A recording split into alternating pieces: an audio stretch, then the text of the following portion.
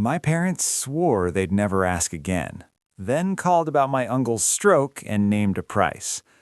Hi, I'm Nathan, 34, and 2 years ago I learned the hard way that giving people money doesn't make them love you, it just makes them think they own you.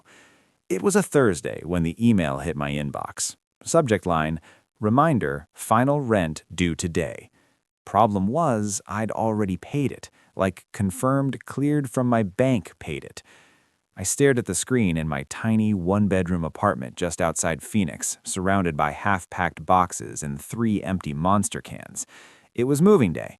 I was supposed to be leaving this place, finally, for something better. I had a new job starting Monday in Denver, a real one, not delivering groceries, not answering phones for a company that couldn't pronounce my last name. I'd been grinding for this. The email didn't make sense. I pulled up my bank app. Rent, $1,375. Cleared. But right above it was another transaction, one I hadn't made. $1,375, Venmo to Mom. My stomach dropped so fast I had to sit down. I called her, no hello. She answered with, "Oh good, you're calling. That rent check you sent came through. We were about to get hit with a late fee, so I used it before it bounced. Bless you." I stared at the ceiling like maybe there'd be an oxygen mask coming down from it. Mom, that was my rent. Well, I figured it was a mistake, sending that much, and you always say you've got money saved, so... No, I said, standing up. That money I had once. That was my last rent in this apartment. You just spent the roof over my head. She sighed. You're overreacting. You're a single guy. You can sleep in your car a few nights if it's that bad. I was quiet so long, she asked if I was still there. I am, I said, but something just snapped. And it had. All the overtime, the odd jobs, the skipped meals so I could help them get caught up on their bills, it hit me. They didn't see my help as kindness. They saw it as a subscription, auto-renewing, and I was done. I didn't yell, I didn't curse. I just said, "You had no right," and hung up. That was the last conversation I had with her for 10 weeks. I spent the next 2 hours on the phone with my bank, my landlord, and Venmo. Best case scenario, I'd get the money back in 6 to 8 business days. Worst case, I'd get evicted before Friday. I slept in my car that night. It wasn't poetic or brave. It was sweaty, cramped, and terrifying. I kept waking up thinking every sound was someone trying to break in. A Civic's back seat isn't made for 6-foot guys who haven't eaten since lunch. The next morning, I drove to a Starbucks, changed my shirt in the bathroom, splashed water on my face, and opened my laptop like I hadn't just spent the night parking hop dodging security. That Friday, I got paid. I moved into a Motel 6 and started the 6-hour drive to Denver a day later than planned, chewing gas station peanuts for dinner. I didn't tell my parents I'd moved anymore. Not after that. I got a call from my sister Liz the next week. "She's freaking out," she said. "Thinks you're being cruel. She stole my rent money. She says you never said it was for rent. It was $1,375. What did she think it was for? A vintage Beanie Baby? She thinks you've changed." Yeah, I had.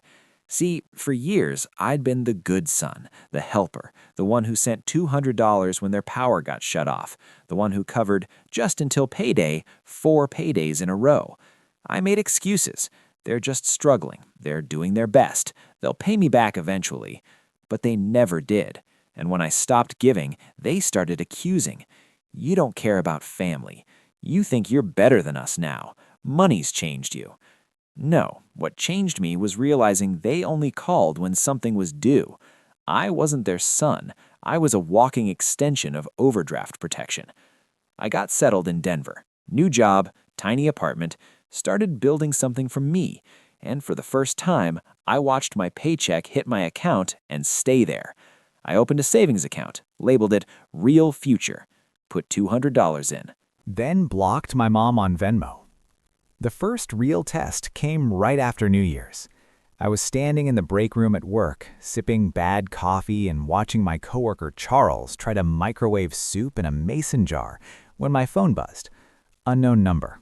I let it go to voicemail. 2 minutes later, another buzz. This time, a text. "Nathan, it's Dad. Your mom slipped on the porch this morning, sprained her wrist. I had to take her to urgent care. Insurance is being a pain. We could really use $500 just to get through this week. Please." I just stared at it. Same pattern, different day. The sympathy came first, mom's hurt, the pressure next, just to get through the week, and finally, the bait, please. Not how are you, not we're sorry for what happened before, just give us money. I didn't reply. Not because I didn't care, but because I finally cared enough about myself to not get sucked back in. That night, I called Liz. "You hear about Mom?" she asked immediately. "Yeah, sprained wrist, $500 emergency." She was quiet for a second. "He sent that to you too, huh?" I blinked. "Wait, he hit you up?" Same message, word for word, except mine said $300. We both laughed, short, tired laughs. "That's new," I said. "They're running tiered pricing now." "Like a Patreon," she joked. "For $10 a month, you too can sponsor your emotionally manipulative parents." It should have felt cold talking about them like that, but it didn't. It felt like waking up, like pulling a splinter you've been pretending wasn't there. "I didn't send anything," I said. "Me neither." A pause. Then Liz said quietly, "Feels kind of freeing, right?" It did. So I logged into my bank, pulled up the Real Future account. My first instinct was to transfer something, not to them, but just out of reflex, like if I didn't move the money, something bad would happen. But nothing did. The lights stayed on, my door stayed locked, the sky didn't fall. I closed the app and instead opened Airbnb. I booked a tiny cabin for a weekend in March, 2 hours outside the city. Wood stove, quiet. It cost $312. When I got the confirmation email, I leaned back and smiled. This was the emergency. Me. My peace. That weekend, I packed a cooler, a couple books, and zero guilt. And for the first time in years, I spent money without apologizing for it. That weekend in March changed me in a way no dramatic confrontation ever could. There was no signal up there, no buzzing, no guilt-shaped text messages, just me, a wood-burning stove that I absolutely failed to light the first night, and a battered copy of Dune I'd meant to read since high school. I made pancakes from a box, burned 2, ate the third with peanut butter because I forgot syrup, slept like I hadn't in years. On the second night, I sat out on the tiny porch, wrapped in a blanket, sipping whatever cheap whiskey I'd brought, and just listened. No sirens, no neighbors, just the sound of wind moving through trees that didn't expect anything from me. And I had this stupid, powerful thought. Maybe this is what being safe feels like. Not just physically, but emotionally, financially. The kind of safe where you don't have to be on alert for the next ask, the next guilt trip, the next "you're our only hope" message disguised as love. When I got back to Denver Sunday night, I did something bold. I wrote an email to my parents. Just a plain one, no attacks, no drama, just truth. Subject: my boundaries moving forward. "Hi, Mom. Hi, Dad. I hope you're both doing okay and that Mom's wrist is healing. I heard from Liz what happened. I've been thinking a lot the last few months about how our relationship works, about how often it's involved money, mine, and how that's felt, especially when it hasn't been paired with respect, honesty, or emotional support. So I'm being clear now. I won't be sending any more money. Not for emergencies, not for bills, not just for a week, not at all. I'm not saying this to hurt you. I'm saying this because helping shouldn't come with resentment attached, and for a long time, it has. If we're going to have a relationship, it has to be about more than money. I hope you'll think about that. Nathan. I sat staring at the screen for a long time after clicking send. waiting for that old rush of anxiety, that voice whispering, "What if they cut you off completely? What if they never speak to you again?" But another voice, quieter, steadier, whispered back, "What if that's okay?" They didn't reply for 4 days. Then, finally, a one-liner from my dad. "Got your email. Noted." That was it. No apology, no denial, just a sentence that felt like a slammed door. But the weird part? I felt relieved. Because that door, I'd been holding it open with my foot for years. Now, finally, it could close. They didn't call. They didn't text. The group chat with Liz and my parents stayed silent. Not even a happy birthday when April rolled around.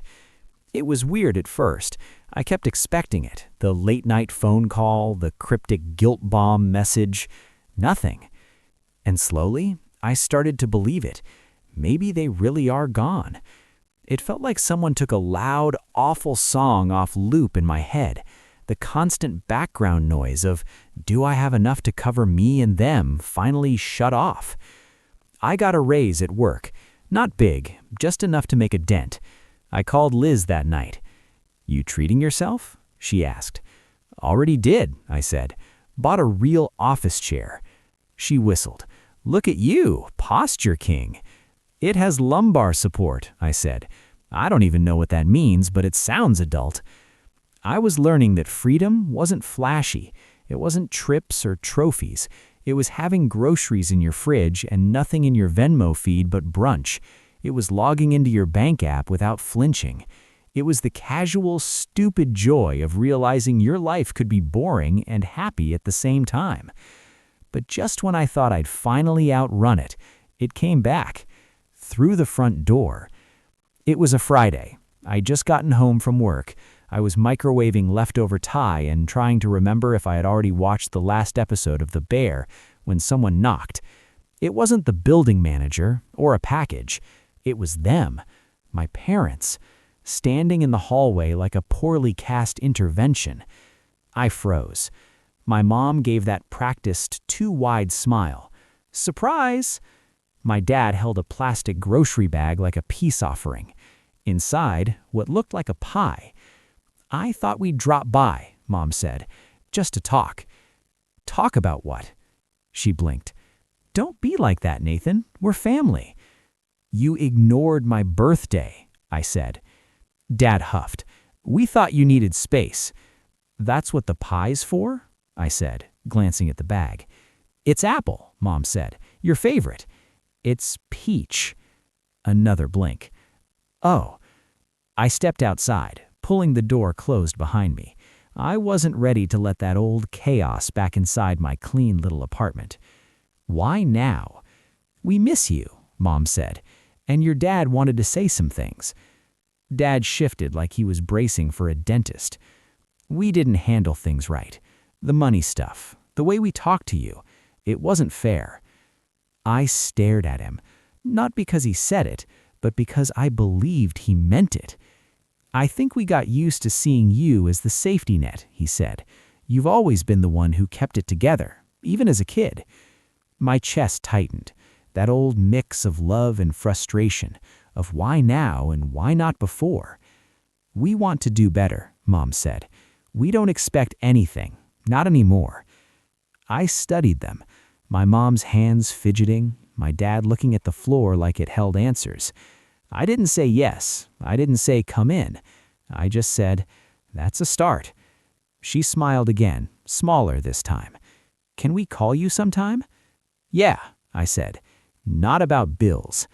Never again. They left the pie on the ground. I picked it up after they'd gone. It was soggy, definitely not peach, but it wasn't a transaction this time. It was just a pie. I threw it out anyway. Not out of anger, just because I had plans to cook. The next time they called, it wasn't about money. It was a Tuesday evening in April, a week after they showed up at my door. I was cooking pasta and half listening to a podcast when my phone buzzed, Mom on the screen. I stared at it for a second, then answered. "Hi," I said. "Hey, baby," she said, her voice cautious. Is now a bad time?" "No," I said, stirring the sauce. "What's up?" She took a breath. "I just wanted to say thank you." I blinked. For what? For not slamming the door in our face. I didn't know what to say to that, so I said, "Okay." "And I was thinking," she went on, maybe it's time we started figuring out how to be a family again, without the strings, without the pressure." I let that sit. "You mean, what, actually talking to me without needing something?" "Exactly," she said quickly. "I want to know about your life. I want to earn back your trust." It sounded rehearsed, but still, she was saying it. My dad got on the line next, which was weird. Usually he left emotional cleanup to her. "Hey," he said, "you know your sister's kids started soccer." "Nope." He chuckled. "Well, they did. We went to a game this weekend. Froze our asses off." I smiled beside myself. Liz must have loved that. She brought one of those stadium blankets with the built-in hood. Looked like a burrito. That small, normal conversation lasted 8 minutes. It was the best one we'd had in 3 years. After we hung up, I stood in my kitchen, sauce bubbling quietly behind me, and thought, this could actually work. Not the old dynamic, not the bottomless well of just this once requests, but maybe, something real could grow in the space where the pressure used to live. The next month was weird, in a good way. They started texting random things, a picture of the backyard with flowers blooming, a meme from Dad that made no sense but was clearly trying, Mom asking what books I was reading. I never got a Venmo request. I started answering more. They called Liz more too, not just to triangulate my whereabouts, but to talk about the grandkids, about their garden, about stuff that wasn't me in my bank account. And for the first time in years, I didn't feel like I was being monitored or farmed for cash. I felt like a person. By June, I invited them to come visit on my terms. I said we'd go out to dinner. I would pay. Not because they asked, but because I wanted to. A normal, no weirdness dinner. They said yes. They showed up on time, wore the sweaters I gave them last Christmas, didn't bring a pie, didn't bring paperwork, didn't bring guilt. They brought themselves. Dinner was awkward at first. They complimented the restaurant too much. My dad tried to pronounce gnocchi and failed twice before laughing at himself. But the conversation was real. About my job, about their health, about what they were doing with their time now that I wasn't their 401k. Halfway through, Mom reached across the table, touched my wrist, and said, "I know we've got work to do, but thank you for giving us the chance to do it." I didn't cry, but my chest did that tight thing it does when I almost do. Later, when I got home, I opened the Real Future savings account. Balance $6,750. I added another $200, not out of fear, not out of backup panic, just because I could. Then I renamed the account. Real Future. Ours. It was July when the test came. Not a pop quiz, a full final exam with trick questions and guilt in all caps. Mom called first. Her voice was tight. "Your Uncle Mike's in the hospital. Stroke. It's bad." Uncle Mike was her younger brother, the fun one, the one who brought us fireworks on the 4th, even when Mom said no. I hadn't seen him in 2 years, but I still felt it in my gut. "Is he okay?" "He's stable, but they're saying rehab will be extensive. Insurance isn't covering all of it." I know this is awful timing, and we said we wouldn't ask, but there it was. I sat down on the couch. The ceiling fan buzzed softly overhead. "We were thinking maybe you and Liz could each help a little," she said, "just until we figure things out. Not much, $250 maybe, just to get started." The number hit like a math problem I already knew the answer to. I asked quietly, "Have you asked Mike's kids?" "They're working on things," she said, a little too fast. "And you're asking Liz?" "Of course." I took a breath. What did she say? "She said she'd talk to you." Of course she did. I called Liz. She picked up with a groan. Please tell me you got the guilt monologue too, so I don't feel alone. Just got off, I said. Starring role. She snorted. I love Uncle Mike, I do, but this isn't on us. Nope. So what do we do? I rubbed my eyes. We say no kindly, but firmly, and we remind them what we already gave up to get to know in the first place. I called Mom back an hour later. I'm really sorry about Uncle Mike. I'll send flowers, I'll check in, but I can't fund his recovery. That's not mine to carry. There was silence on the line. Then, to my surprise, she said, Okay. Okay? I'm disappointed, but I get it. And she didn't push. She didn't pivot. Didn't slip in a Venmo handle on the way out. Just okay.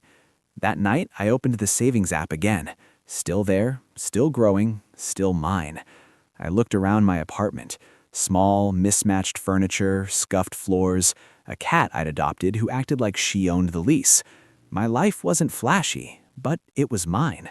By the time fall rolled around, something in me had fully shifted.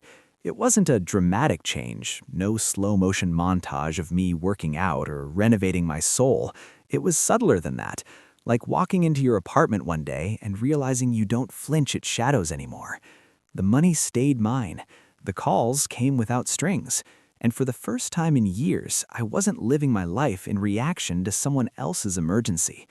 One Saturday, Liz and I met up for brunch, her treat, because she'd just finished paying off a credit card she'd been stuck under for 5 years. To freedom, she said, clinking her orange juice against my coffee mug. We didn't talk about Mom and Dad much that day because there wasn't much to say. They were figuring it out, making slow changes. Dad even got a part-time job at the hardware store, which he grumbled about constantly but kept showing up to. And Mom, she started sending postcards. Actual, real caper ones. One from Sedona. Just a weekend trip, we used points. Miss you.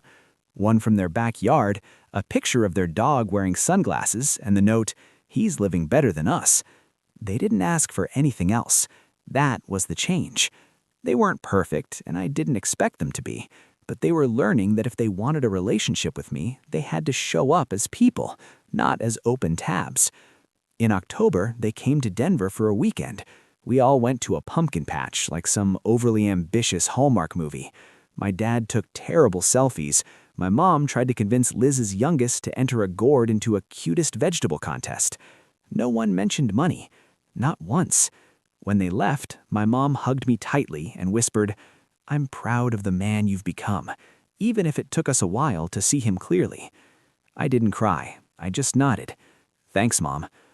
After they drove off, I stood on the curb a long time, keys in hand, just breathing.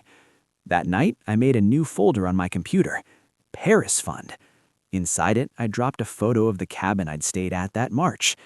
I opened a new document and titled it, Things I Want, Not Just Need.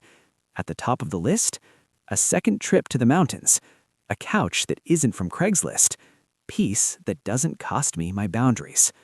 I've kept adding to it. That list, it's not selfish. It's survival. Because somewhere along the way, I stopped trying to buy belonging and started building something better. A life where my love isn't tied to my wallet. A family where no one has to earn their seat at the table. A future that feels like mine. And that $450 I used to send every other Friday, it's still going out. But now, it's going to me.